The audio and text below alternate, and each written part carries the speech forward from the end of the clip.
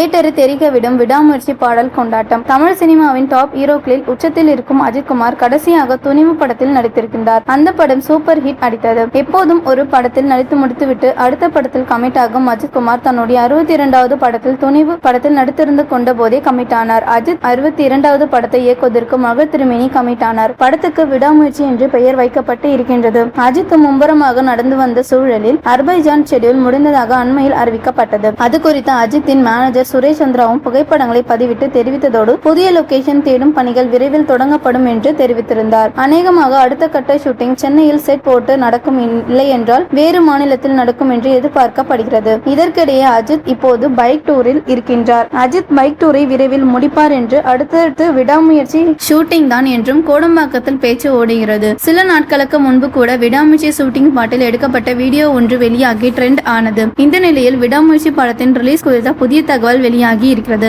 அதன்படி படத்தை தீபாவளிக்கு ரிலீஸ் செய்ய மகள் திருமேனி திட்டமிட்டு இருப்பதாகவும் இப்போது தொடங்கவிருக்கும் ஷூட்டிங்கை ஒரே கட்டமாக முடிப்பதற்கு பக்கா ஷெட்யூல் போட்டு இருப்பதாகவும் கூறப்படுகிறது.